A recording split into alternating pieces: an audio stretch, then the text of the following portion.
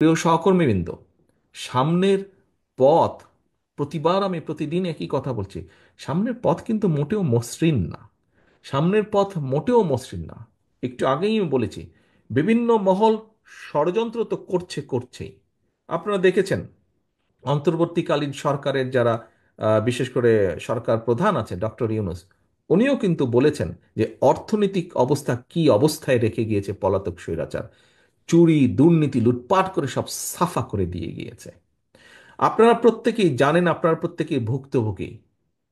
কি বিষয় সেটি? বিচার ব্যবস্থা বলেন, প্রশাসন বলেন, পুলিশের প্রশাসন ব্যবস্থা বলেন, সবকিছু ভেঙে চুরে, রাষ্ট্রের প্রত্যেকটি প্রতিষ্ঠানকে ভেঙে চুরে ধ্বংস করে দিয়েছে।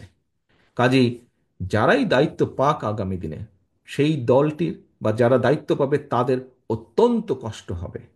কিন্তু এই কষ্ট আমরা তখনই, হাসি মুখে এই কষ্টকে আমরা সহজ করে নিতে পারবো আমরা যদি সকলে ঐক্যবদ্ধ থাকি।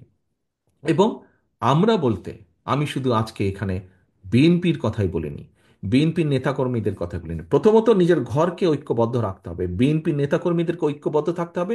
এবং জনগণের আস্থা নষ্ট হয় এরকম কোনো ব্যবস্থা যেমন এরকম কোনো কাজ যেমন করা যাবে না।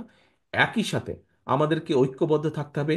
যেই দলগুলো, রাজনৈতিক দলগুলো গণতান্ত্রিক আন্দোলনে আমরা একসাথে সংগ্রাম করেছি, অত্যাচার নির্যাতন সহ্য করেছি, জেল জরিমানা সহ্য করেছি, সেই সকল রাজনৈতিক দলকে আমাদেরকে ঐক্যবদ্ধ থাকতে হবে। কারণ আমাদের এই 31 দফা শুধু বিএনপির 31 দফা না, আমাদের এই 31 দফা সকল রাজনৈতিক গণতান্ত্রিক রাজনৈতিক দলের 31 দফা।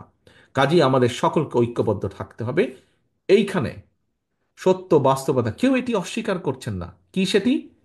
এই যে সকল দলগুলো, তার মধ্যে বিএনপি সবচেয়ে বড় দল, অন্য দলগুলো মোটেও সেটা অস্বীকার করছে না।